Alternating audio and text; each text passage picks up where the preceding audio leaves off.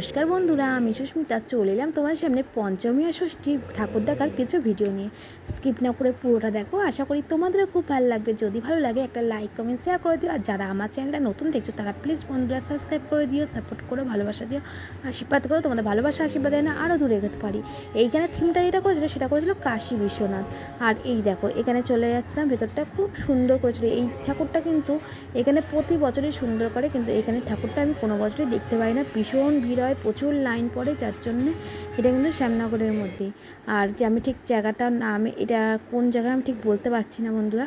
আর তোমরা যদি কেউ শ্যামনগর থেকে থাকো, কোথায় এটা কোন জায়গা তোমরা যদি জেনে থাকো অবশ্যই কমেন্ট করে জানিও। কেন আমি সত্যি কথা বলতে অনেক জায়গায় কিন্তু এখানে আমি চিনি না, যেহেতু আগে তো আরোই চিনতাম না, এখন তো ছেলেকে একটু স্কুলে নিয়ে যাই আনি বলে, তাই জন্য আমি চিনি, ঠিক আছে। তারপর দেখো এখান থেকে দেখার পর আমরা আর একটা জায়গায় চলে গেছিলাম ঠাকুর দেখতে। এই জায়গাটাও কিন্তু ভীষণ সুন্দর করেছিল ঠাকুরটা। এটা মনে আছে, এটা যথাসম্ভব যদি ভুল না বসত আমি বলে থাকি, এটা হয়তো বটতলা হবে। ওইখানকার ঠাকুরটা ভীষণ সুন্দর করেছে। এই ঠাকুরটাও কিন্তু এরকম লাইন পড়ে বলেই, ভিড় হয় বলে কিন্তু এই ঠাকুরটা আমার দেখা হয় না। কেন ছেলে আমার কিন্তু একটু ভিড়ভাড়টা পছন্দ করে না, ঠেলা ঠেলি, ও না ফাঁকায় ফাঁকায় ঠাকুর দেখতে চায়, যার জন্য আমারও সেরকমভাবে আর দেখা হয় না। তা পঞ্চমীর দিন ওই যে বান্ধবীরা মিলে যে কটা যেদিন বেরিয়ে যে কটা ঠাকুর দেখি ভালো ভালো ফাঁকায় ফাঁকায়, ওইগুলোই ও একটু ভালোভাবে দেখে। তারপর দেখো ওই জন্যে আজকে যেহেতু চলে ষষ্ঠীর দিনকে তাই একটু বেরিয়েছিলাম। এই দেখো পঞ্চমী সরি, তা পঞ্চমীর দিনকে দেখো ঠাকুরগুলো দেখতে ভীষণ সুন্দর করেছিল। এখানে থিমটাও খুব সুন্দর। এই দেখো তোমাদের কেমন লাগছে অবশ্যই কমেন্ট করে জানিও ওই ঠাকুরটা। আর তোমরা কারা কোথা থেকে আমার ভিডিওটা দেখছো অবশ্যই কমেন্ট করে জানিও। আর তোমরাও কারা কারা পুজোতে কোথায় কোথায় ঠাকুর দেখলে এটাও কিন্তু অবশ্যই কমেন্ট করে জানিও বন্ধুরা।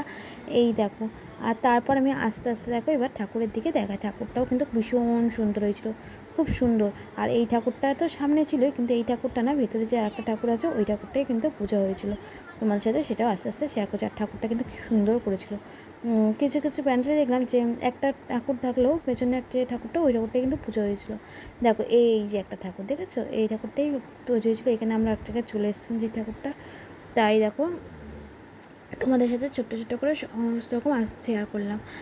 আর তো এই দেখো তারপর আমরা যেই চলে এসেছিলাম, এটা কলকাতার এগুলো ঠাকুর, যেহেতু বাপের বাড়ি চলে এসেছিলাম আমরা ষষ্ঠীর দিন, তাই এই ষষ্ঠীর দিনই এসেছিলাম সকালের দিকে। সেখানে গিয়ে বিকালবেলা যে ঠাকুরগুলো দেখতে গেছিলাম সেটাই তোমাদের সাথে ছোটো করে শেয়ার করছি। এখানে ঠাকুরগুলো প্রচণ্ড আগে কিন্তু বিয়ের আগে আমি প্রতি বছর কলকাতাতেই কিন্তু ঠাকুর দেখতাম সারা যে কটা দিন প্রতিদিনই, ঠিক আছে।